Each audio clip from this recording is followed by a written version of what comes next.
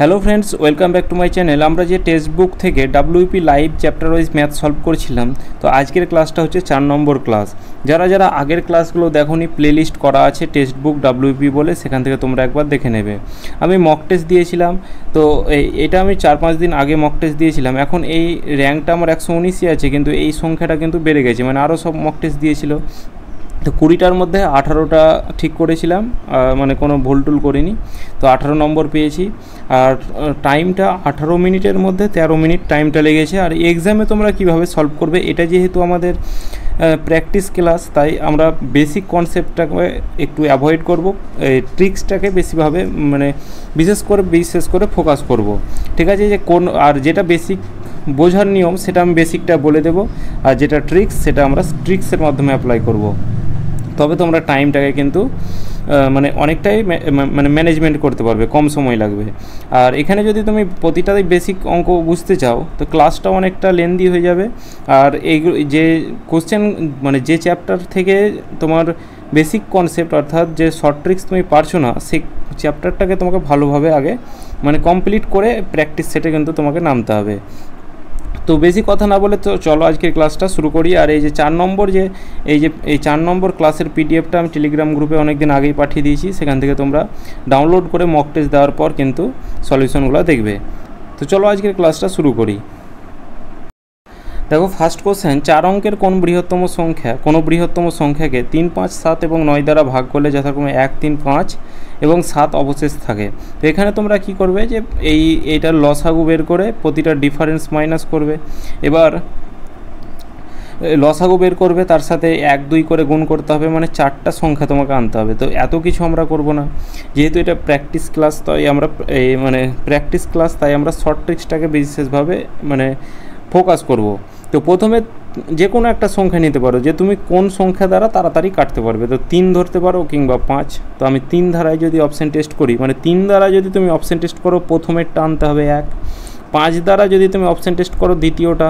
তৃতীয়টা option test করলে তৃতীয়টা ভাগশেষ থাকতে হবে, এটা যেন মাথায় থাকে। তাহলে প্রথমে 3 আছে, 3 দ্বারা যদি ভাগ করি তাহলে 3 তিরিক্ষে 9, 3 দুগুণে 6, 1, 3 5 15, 3 8 24, এখানে কোনো ভাগশেষ থাকছে না, তাহলে 1 অপশান হবে না। দ্বিতীয় অপশানটা যদি দেখি, 3 তিরিক্ষে 9, 3 দুগুণে 6, ঠিক আছে, হাতে থাকলো 1, 3 5 15, 3 5 15, এখানে ভাগশেষ 2 থাকছে, তাহলে এটাও হবে না। আমাদের ভাগশেষ কত থাকতে হবে? 1 থাকতে হবে। তারপরে তৃতীয় অপশানটা দেখি, 3 তিরিক্ষে 9, 3 দুগুণে 6, 1, 3 5 15, 3 4 12, এখানে ভাগশেষ 1 থাকছে, এটা হতে পারে। 4 নম্বর অপশানটা দেখি, 3 তিরিক্ষে 9, 3 দুগুণে 6, 3 5 15, 3 5 15, এখানে কোনো ভাগশেষ থাকছে না, তাহলে এখানে অপশান 3 হয়ে যাবে আমাদের কিন্তু কারেক্ট অ্যান্সার। দুটি সংখ্যার গুণফল 2160, তাদের গসাগু 6, তবে সংখ্যা দুটির গসাগু ও লসাগু এর অনুপাত কত? তাহলে এখানে গসাগু বলা আছে, সংখ্যা দুটির গুণফল বলা আছে, তাহলে এখানে আমাদের লসাগু বের করতে হবে। আর লসাগু কী করে বের করব? যে সংখ্যা দুটির গুণফল অর্থাৎ প্রথম সংখ্যা ফার্স্ট সংখ্যা ইন্টু হচ্ছে সেকেন্ড সংখ্যা সমান হচ্ছে কি লসাগু ইন্টু হচ্ছে গসাগু, এটা আমরা জানি। দুটি সংখ্যার গুণফল বলা আছে 2160 বলা আছে, এখানে আমাদের লসাগু বের করতে হবে। গসাগু হচ্ছে 6, এটা যদি 6 দিয়ে কাটো, 6 দিয়ে হচ্ছে 3 6 18, 6 6 36 সমান হচ্ছে এল, অর্থাৎ লসাগু কত পেয়ে গেলাম? 360। তো এখানে গসাগু আর লসাগুর অনুপাত চেয়েছে, তাহলে গসাগু কত আছে? গসাগু হচ্ছে আমাদের 6, তাহলে প্রথমে 6টাকে লিখবো। লসাগু কত পেলাম? 360, তাহলে এদিকে 360 লিখবো। তাহলে 6 দিয়ে কাটো, 6 কে 6, 6 6 36, 1:60, অপশান 3 হয়ে যাবে কিন্তু কারেক্ট অ্যান্সার। এক্স ও ওয়ের বর্তমান বয়সের অনুপাত 3:4, 5 বছর পূর্বে তাদের বয়সের অনুপাত 5:7 ছিল, তাহলে ওয়ের বর্তমান বয়স কত? তাহলে এক্স, এখানে আমরা লিখছি যে এক্স অনুপাত ওয়াই, প্রেজেন্টের যে বয়স সেটার অনুপাত বলা আছে কত? 3:4 বলা আছে। আগে বলা থাকলে ওপরে লিখবো, তাহলে 5 বছর আগে বলা আছে কত? 5:7 বলা আছে, ঠিক আছে।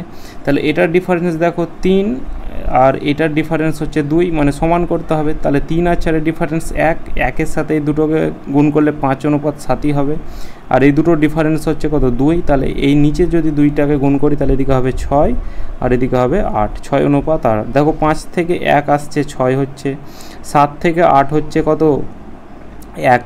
মানে 7 থেকে 1 বছর পর 8 হচ্ছে, আর এদিকে 5 থেকে 1 ইউনিট বছর পর 6 হচ্ছে, কিন্তু এখানে বলা আছে 5 বছর পর হচ্ছে, তাহলে 1 ইউনিটের ভ্যালু হচ্ছে 5 বছর। তাহলে এখানে বলা আছে কি, এখানে আমাদের বলা আছে ওয়াই এর বর্তমান বয়স কত, তাহলে ওয়াই এর বর্তমান বয়স হচ্ছে 8 ইউনিট, তাহলে 8 ইউনিটের ভ্যালু কত হবে, তাহলে 5 × 8 = 5 × 8 = 40 বছর হয়ে যাবে কিন্তু আমাদের কারেক্ট অ্যান্সার। তিনটি সংখ্যার অনুপাত 1:2:3, তাদের গসাগু 12 হলে বৃহত্তম সংখ্যাটি কত। তাহলে সংখ্যাটাকে, প্রথম সংখ্যাটাকে ধরে নিই 1x, দ্বিতীয় সংখ্যাটাকে 2x, আর তৃতীয় সংখ্যাটাকে 3x। এদের গসাগু বলা আছে, তাহলে এখানে প্রতিটার মধ্যে যেটা কমন থাকে সেটা গসাগু হয়, তাহলে প্রতিটার মধ্যে x কমন আছে, তাহলে x হয়ে গেল গসাগু। আর x এর ভ্যালু হচ্ছে কত, 12। x এর ভ্যালু 12 হলে এখানে বলা আছে বৃহত্তম সংখ্যা কোনটা, তাহলে বৃহত্তম সংখ্যা হচ্ছে 3x, তাহলে 3 × x এর ভ্যালু কত, x এর ভ্যালু হচ্ছে 12, 3 × 12 = 36 হয়ে যাবে কিন্তু বৃহত্তম সংখ্যা।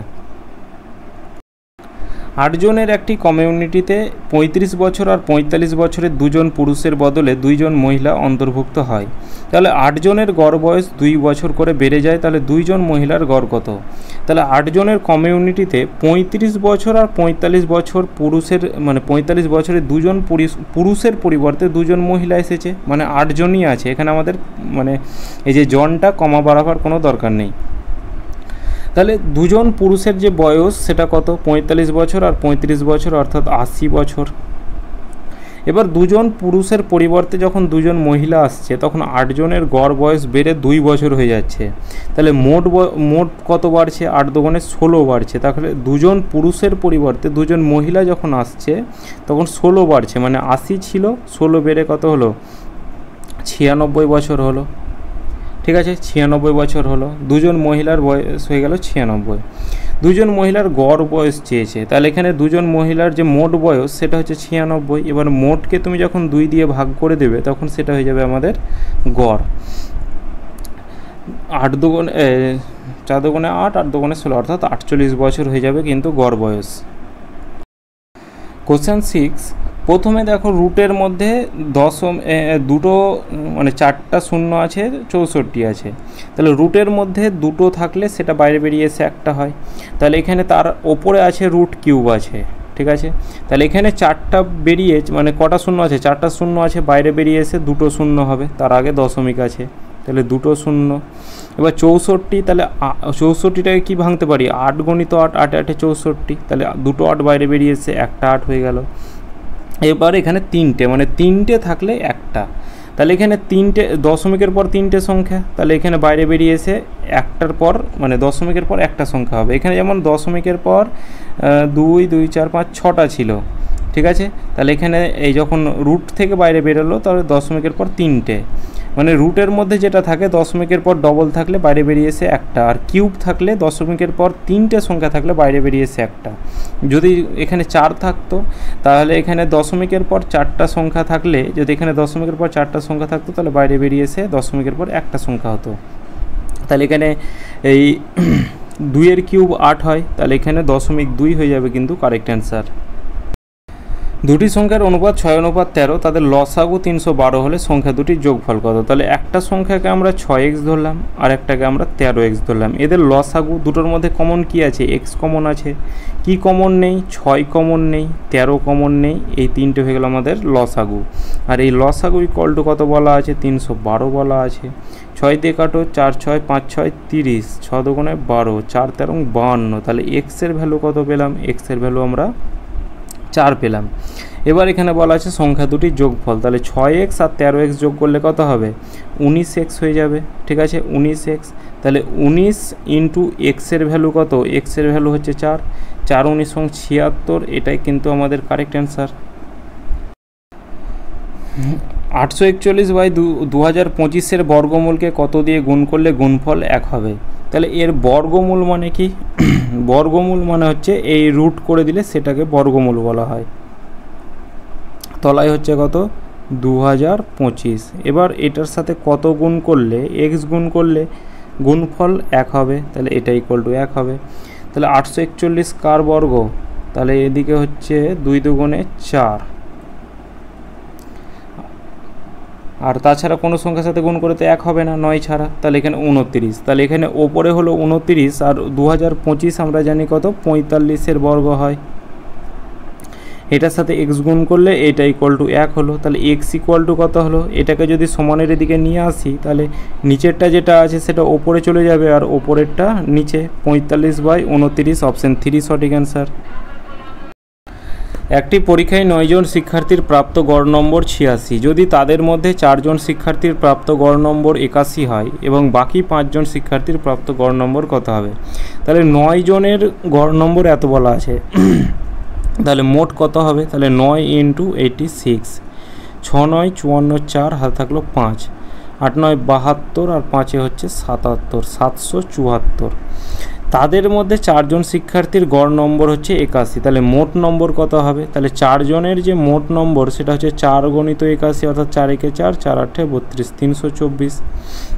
তাহলে বাকি 5 জনের শিক্ষার্থীর গড় কত হবে? তাহলে এটা 9 জনের মোট নম্বর আর এটা হচ্ছে 4 জনের। তাহলে বাকিটা যদি বাকি 5টা বের করি তাহলে এই 9 জনের থেকে 4 জনের যে মোট নম্বরটা মাইনাস করলে 5 জনের মোট নম্বর পেয়ে যাব। তাহলে 5 জনের যে মোট নম্বর সেটা কত হচ্ছে?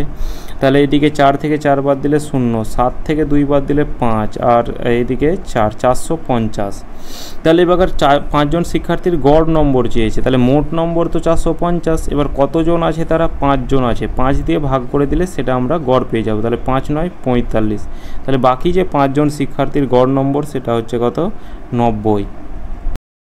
একটি থলিতে 25 পয়সা, 10 পয়সা, 5 পয়সার মুদ্রা 1:2:3 অনুপাতে রয়েছে। যদি থলের সমগ্র মুদ্রার মূল্য 30 টাকা হয় তবে ওই থলেতে 5 পয়সার মুদ্রার সংখ্যা কত? তাহলে এখানে এই 25 পয়সা, আমি এই কোশ্চেনটা ভুল করেছি কেন?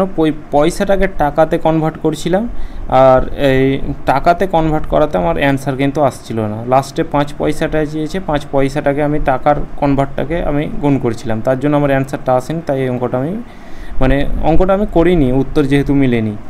তাহলে এদিকে 25 পয়সা, 10 পয়সা আর এদিকে 5 পয়সা, এটা আমরা রেখে দেবো। তাদের যে মুদ্রার অর্থাৎ কয়েন রেশিও সেটা কত বলা আছে? 1:2:3 বলা আছে। তাহলে এখানে যে প্রাইস রেশিও সেটা আমরা বের করব। কীরকম করে প্রাইস রেশিও বের করব? 25 পয়সার একটা কয়েনে কত টাকা হবে? 25 পয়সাই হবে। 10 পয়সার দুটো কয়েনে হবে 20 পয়সা, 5 পয়সার 3টে কয়েনে হবে 15 পয়সা। প্রাইসের রেশিও আমরা পেয়ে গেলাম। কত হচ্ছে? 25, এদিকে হচ্ছে 30 40 60, টোটাল হচ্ছে 60 পয়সা। কিন্তু এখানে বলা আছে 30 টাকা। 30 টাকাকে পয়সাতে কনভার্ট করো। তাহলে টাকাকে পয়সাতে কনভার্ট করতে গেলে 100 দিয়ে গুণ করতে হয়, সমান হচ্ছে কত? 3000 পয়সা। টোটাল হচ্ছে 3000 পয়সা, কিন্তু এখানে টোটাল পেলাম 60 পয়সা। তাহলে 60 পয়সার ভ্যালু হচ্ছে কত? 3000। তাহলে 1 পয়সার ভ্যালু কত? 5 6 30 অর্থাৎ 50। তাহলে এখানে বলা আছে ওই থলিতে 50 পয়সার মুদ্রার সংখ্যা কত? তাহলে 5 পয়সার, তাহলে এটা হচ্ছে আমাদের 5 পয়সা আর মুদ্রার সংখ্যা হচ্ছে 3টি। তাহলে 1 ইউনিটের ভ্যালু 50 হলে 3 ইউনিটের ভ্যালু কত হবে? তাহলে 50 × 3 অর্থাৎ 150। 3 5 15, 150। ঠিক আছে, 150 হয়ে যাবে কিন্তু কারেক্ট অ্যান্সার। একটি ভগ্নাংশ নির্ণয় করুন যেখানে 3/4 এর অনুপাত হচ্ছে 27/64 এর অনুপাতের সমান। তাহলে এইটাকে ধরে নাও, একটাকে 3x ধরো বাই 4y, এটা ইকুয়াল টু কত? এটা ইকুয়াল টু ওপরে 27, তলায় হচ্ছে 64।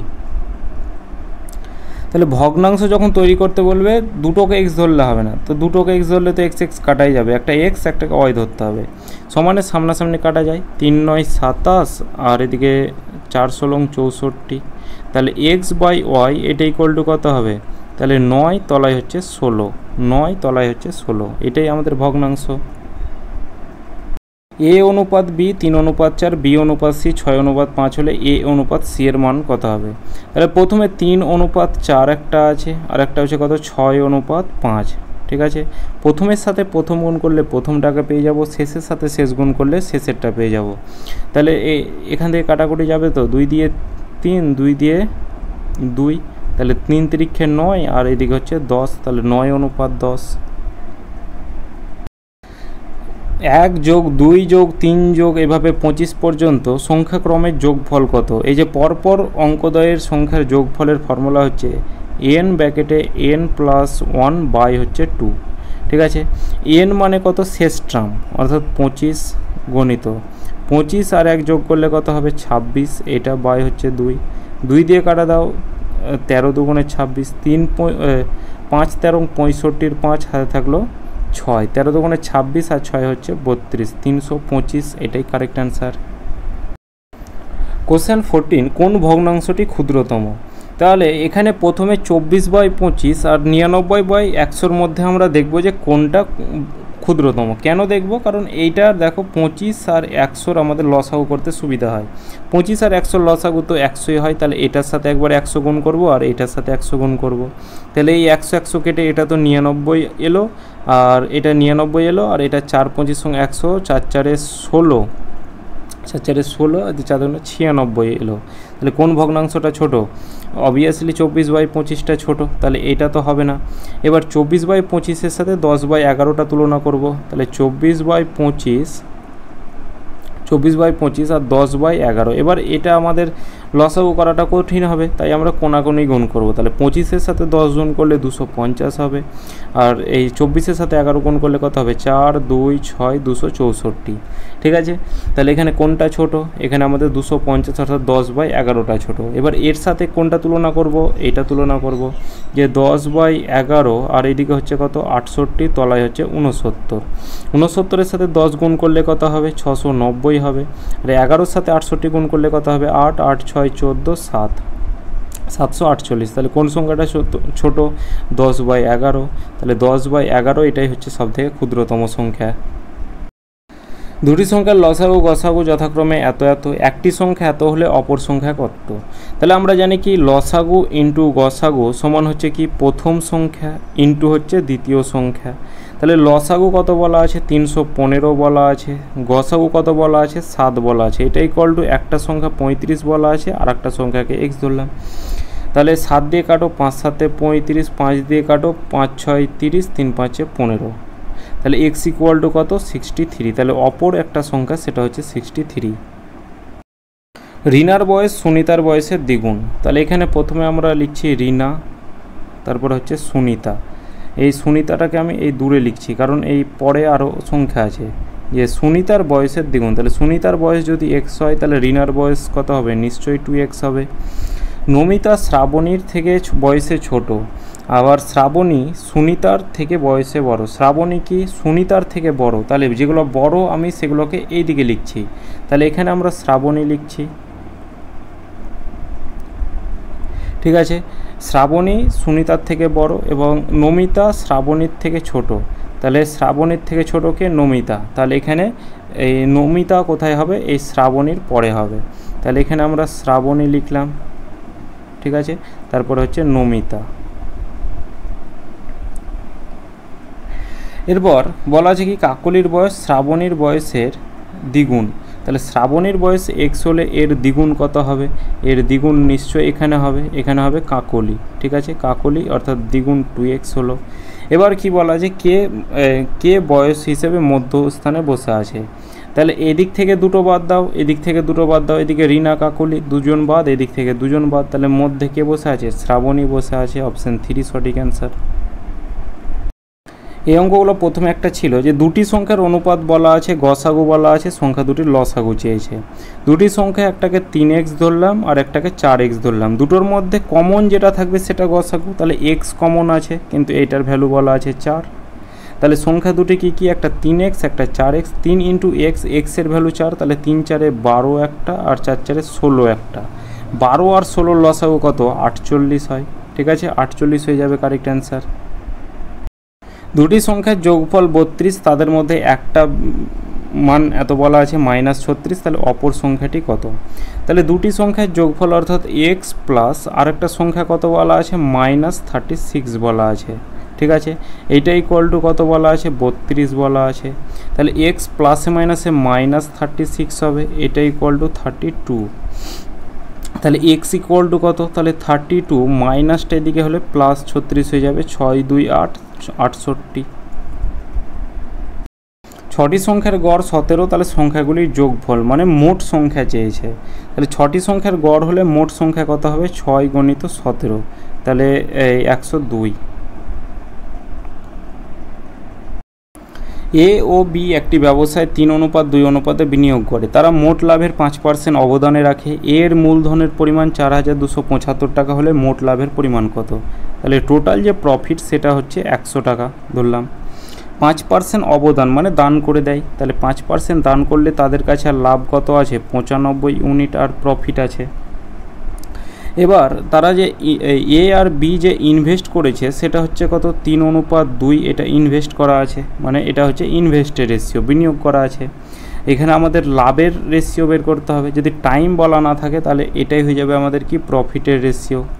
ঠিক আছে, কারণ টাইম বলা নেই মানে নিশ্চয়ই এটাও 1 বছরের জন্য খেটেছে, এটাও 1 বছরের জন্য।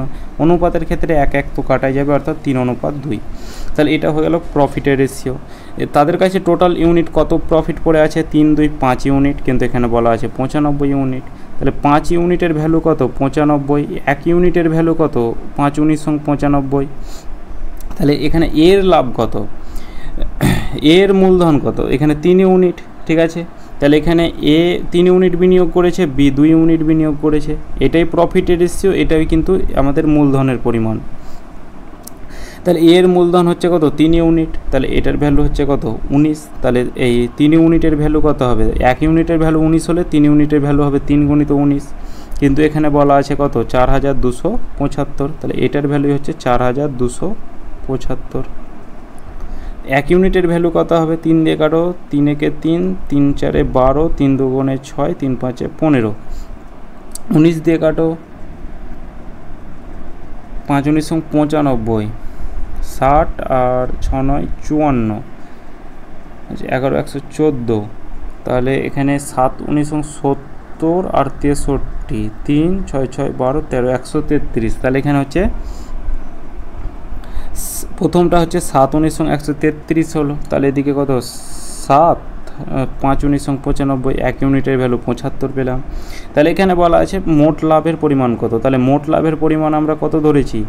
100 ইউনিট ধরেছি। তাহলে 100 ইউনিটের ভ্যালু কত হবে? তাহলে 75 গণিত হচ্ছে 100 সমান হচ্ছে 7,500 টাকা। 7,500 টাকা, এটাই হয়ে যাবে কারেক্ট অ্যান্সার, যে মোট লাভের পরিমাণ হচ্ছে 7,500 টাকা। তো এটাই আমাদের শেষ কোশ্চেন ছিল। আজকের ক্লাস এতদূর পর্যন্ত। ক্লাসটা কেমন লাগলো অবশ্যই কমেন্ট করে জানাবে। চলো দেখা হচ্ছে নেক্সট ক্লাসে।